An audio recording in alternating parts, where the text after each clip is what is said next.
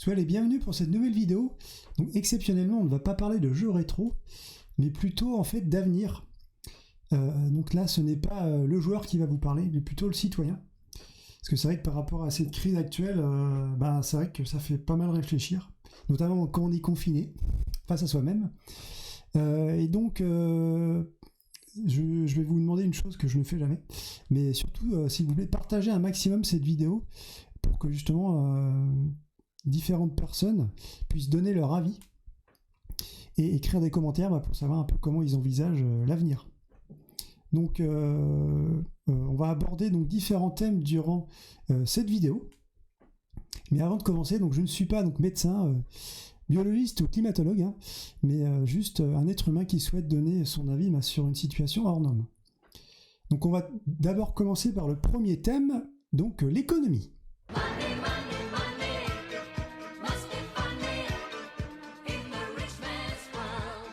Donc si on revient à la source donc de ce virus, en fait, donc c'est parti de Chine, et donc visiblement il serait donc arrivé en Europe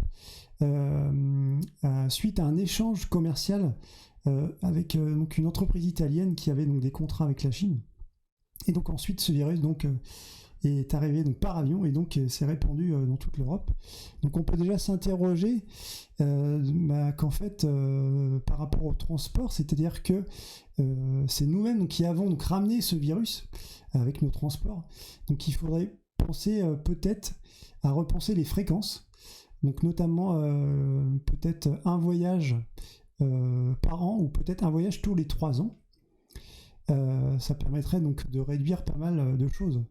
Mais on va déjà faire face à un souci, c'est-à-dire que si donc il y a moins de fréquences au niveau des voyages, donc moins de personnes donc prendront l'avion, et donc ça veut dire que sûrement il y aura donc des faillites au niveau de l'aérien, et donc il faudra donc penser à la reconversion donc pour les personnes qui ont travaillé dans ce domaine.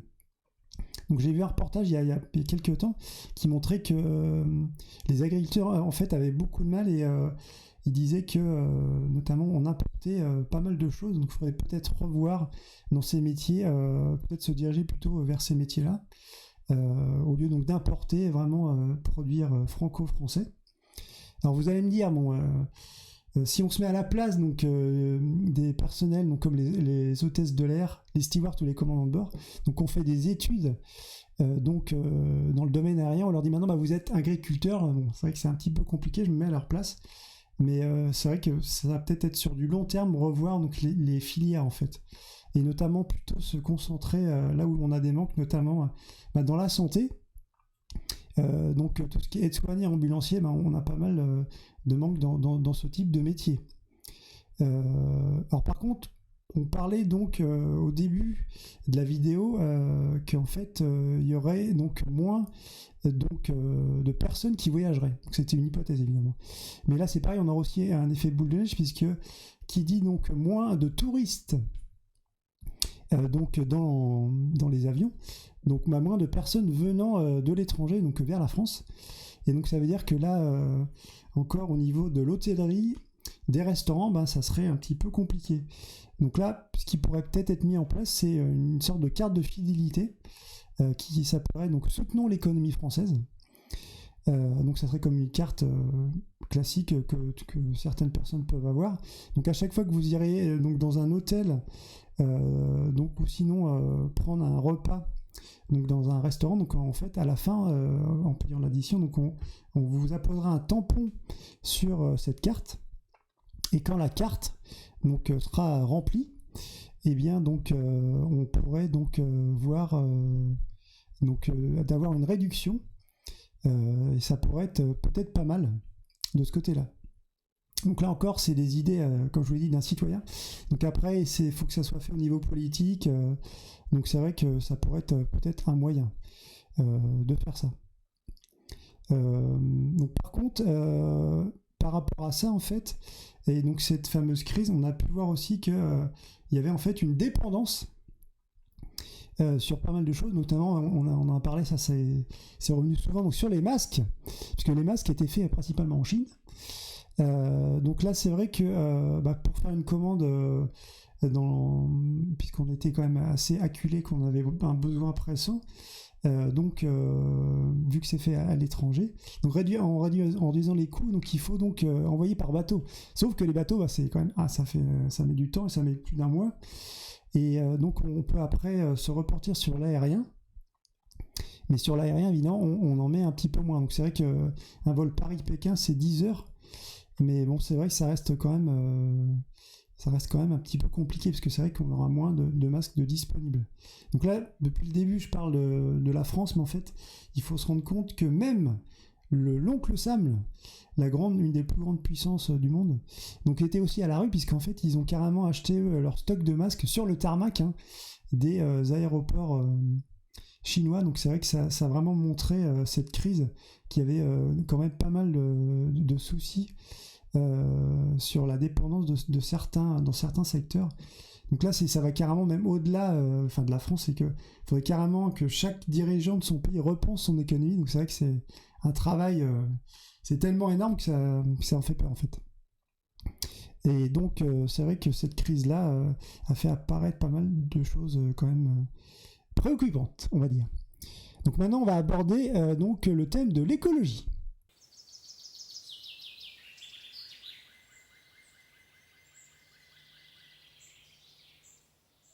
Donc comme vous avez pu le voir, peut-être c'est plus criant pour les personnes qui habitent dans les grandes villes, notamment comme moi je suis à Paris. Là on a redécouvert la nature, donc c'est vrai que les bruits des oiseaux, ça fait vraiment plaisir à entendre, notamment sur le petit matin. Au lieu des bruits de circulation, c'est quand même plus sympa. Puisque en fait, c'est vrai qu'avant justement cette fameuse crise sanitaire, c'était un petit peu notre environnement habituel, et là c'est vrai que d'un coup, d'un seul, ça s'est arrêté, donc ça fait du bien, ça fait plaisir. Et donc justement, les scientifiques se sont penchés un peu là-dessus, et ils ont fait des comparaisons, et notamment ils ont pu voir que avec des photos satellites, que le dioxyde d'azote en fait a baissé. Mais bon, vous allez me dire, c'est facile, on est passé de tout à rien, voilà. Donc c'est vrai que si on regarde une carte satellite de mars 2019 et de mars 2020, il n'y a pas photo. D'ailleurs, vous la verrez au montage, je placerai cette photo. Donc vous avez bien le temps de voir. Donc ça, il n'y a pas que la France sur cette carte. On peut voir également qu'en Europe, en fait, on va dire c'est logique. Plus il y a de concentration humaine, plus de pollution. Il n'y a plus de pollution. Donc au niveau de l'emplacement où on se trouve. Donc déjà par rapport à ça, une idée, alors entre guillemets, qui a été un peu faite, mais on attend toujours que ça nous tombe dessus. Et donc là, pour limiter cette fameuse pollution, donc au dioxyde d'azote, ce qu'il faudrait faire, donc notamment on va prendre l'exemple, comme je vous disais, d'une grande ville à Paris. Donc on imagine vous habitez hors Paris, donc 77, 93, enfin que sais-je, département limitrophe. Donc vous venez travailler sur Paris. Et bien donc au lieu de rentrer avec votre voiture dans Paris, il faudrait donc en fait garer donc cette voiture dans un parking. Et donc après avoir donc garé cette voiture dans le parking, vous prenez les transports en commun. Donc à savoir que à Paris, donc l'employeur prend en charge donc la moitié du forfait de transport. Donc ça pourrait être un des moyens donc justement pour réduire ce fameux dioxyde d'azote dans les villes. Alors vous allez me dire, quid des Parisiens donc, qui sont immatriculés en 75 ? En fait, ça serait pareil, une solution logique et je pense que réalisable, parce qu'on le fait déjà, mais on attend à chaque fois que ça nous tombe dessus. C'est qu'en fait, on imagine semaine 1, donc les personnes qui sont immatriculées 75, qui ont donc leur plaque d'immatriculation qui se termine par un nombre pair, donc peuvent circuler. Et ceux qui sont impairs donc restent chez eux, laissent leur voiture dans le garage. Et la semaine d'après, justement, c'est l'inverse. Donc les personnes qui ont plaque minéralogique qui se termine par un nombre impair peuvent circuler, et les autres donc laissent leur voiture dans leur garage. Donc si vraiment les gens veulent se déplacer, justement, c'est là que le covoiturage sera mis en place, puisque les personnes pourront avoir des places disponibles dans leur véhicule, et donc ils pourront circuler même si ils n'ont pas le numéro qui leur convient. Donc ça pourrait être une des choses qui pourrait être mis en place. Et c'est vrai que comme ça pourrait permettre de réguler le flux. Donc là, c'est vrai que j'ai pris un exemple urbain, mais on va dire que si on part très loin de la France, il y a des pays qui l'ont fait et drastiquement, ils ont eu raison d'ailleurs. Il faudrait d'ailleurs qu'on prenne exemple sur eux. Donc notamment en Thaïlande. Donc c'est pas du tout, vous voyez, on part vraiment très loin. Donc sur l'île de Koh Chai, parce que c'était devenu vraiment n'importe quoi sur cette île, enfin c'était pollué de touristes, et donc le gouvernement thaïlandais dit hop c'est bon on arrête les frais, donc on ferme l'île carrément, et après on fera donc des quotas pour qu'il y ait un nombre maximum par jour de personnes qui pourront rentrer. Donc là on pourrait appliquer peut-être cette idée aussi, donc je dis sur Paris mais sur les grandes villes, où en fait vous limitez le flux, c'est comme pour plein de choses, il faut limiter le flux, et ça permettrait d'amener pas mal de respiration et limiter donc les émissions au dioxyde d'azote. Donc je vois que la vidéo avance très vite, donc on est bientôt à la fin. Donc là c'est vrai que j'ai donné des exemples, mais moi-même ça m'a fait beaucoup réfléchir. Et donc on est qu'au mois de mai, mais on peut aussi prendre des résolutions au mois de mai, parce que d'habitude c'est vrai que c'est en début d'année. Donc je sais que pour ma part, moi qui suis fan de voyage, justement, je vais vraiment réduire beaucoup mes fréquences. Et donc là, je vais partir justement sur une fréquence de un voyage tous les 3 ans. Parce que vous savez que vous avez pu le voir dans les vidéos, on a fait quelques pays, notamment le Japon, et d'autres pays, l'Indonésie également. Et donc là, justement, je vais réduire pour ma part donc, ces fréquences dans le voyage d'avion. Et d'ailleurs, on pourra, je pense, on savoure mieux quand on a quelque chose qui n'est pas accessible tout le temps. Ça permet justement de mieux apprécier ce qu'on va faire. Donc également au niveau de l'alimentation, là je suis en train aussi de voir un petit peu pour changer les choses. Donc moi qui aimais beaucoup les bananes, justement, je pense que je vais arrêter, puisque j'en ai encore acheté il n'y a pas très longtemps, ça vient d'Équateur, donc évidemment, comme je disais au début de la vidéo, il faut essayer vraiment d'acheter des produits qui sont maximum produits en France. Donc voilà, ça c'est les premières choses que je suis en train de voir. Au niveau du poisson aussi, j'achète du surgelé. Donc ça vient d'Alaska, voilà. Donc encore, c'est en dehors de la France. Donc voilà, c'est vraiment quelque chose que je suis en train de mettre en place. Mais c'est vrai que ça m'a fait beaucoup réfléchir, mais comme je pense comme beaucoup d'autres personnes, parce que comme je vous l'ai dit, donc on est face à soi-même, donc quand on est confiné, on se dit mais comment on en est arrivé là, et on se dit est-ce qu'on pourrait peut-être pas changer les choses. Mais c'est vrai qu'après, même si un citoyen souhaite faire évoluer des choses, après ça sera plutôt au niveau politique, et là on sait pas ce que ça donnera, mais si déjà vous quand vous regardez dans votre glace vous dites moi pour la planète j'ai fait quand même quelque chose de pas mal, voilà, donc c'est vrai que ça peut être une des choses à faire dans le futur.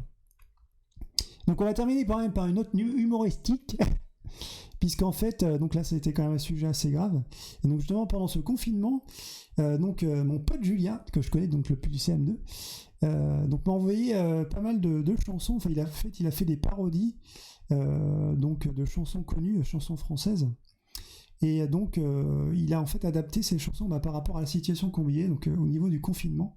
Et c'est vrai que vous allez voir qu'il y a quand même un talent d'écriture assez sympa. Donc d'ailleurs merci à toi Julien, parce que c'est vrai que je me suis bien marré quand j'ai écouté ces chansons. Donc j'espère que les personnes qui vont aussi écouter ces chansons vont bien rigoler.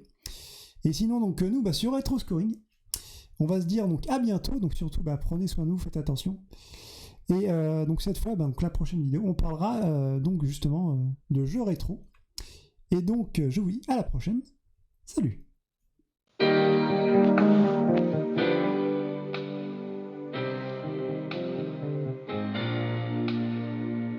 je suis seul et que je peux rêver, je rêve que je sors de chez moi. Je rêve que je prends avec moi une attestation, mon attestation. Quand je suis enfin sorti de chez moi, à moins d'1 kilomètre je crois, je la serre tout contre moi, cette attestation, mon attestation. Une adresse, une signature, pour sortir en voiture, un jogging avec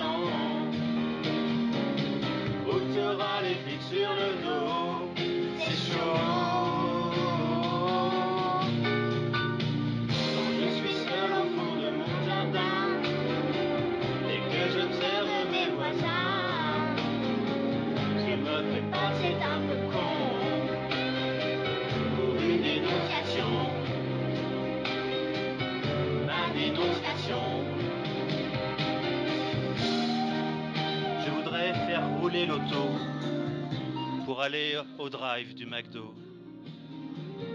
ou pour n'importe quelle raison. Une attestation, mon attestation. Je veux repartir en voyage, retrouver les embouteillages, claquer mon fric chez Decathlon. Une attestation, mon attestation. Je n'attends qu'un signe de Macron Pour foncer et jouer au ballon. sur la plage de Saint-Jean-de-Mont. Une attestation, mon attestation.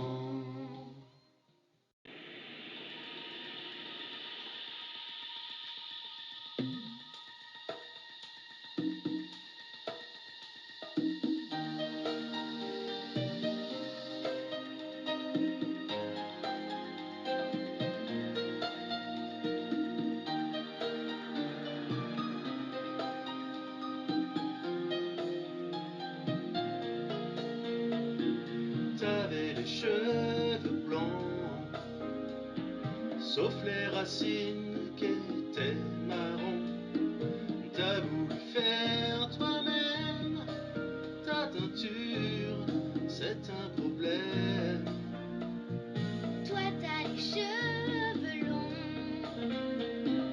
et une frange jusqu'au menton, une drôle de courbe mulet qui descend jusqu'au mollet. Est-ce que tu vas chez le coiffeur? Moi je n'ai pas changé d'adresse. Je serai à l'heure pour une couleur. J'en ai assez de me faire des tresses. Qu'est-ce que tu fais pour la rentrée? Moi j'ai rendez-vous chez le barbier. Je voudrais, c'est clair, raser ma crinière. Les serre-têtes, j'en ai assez.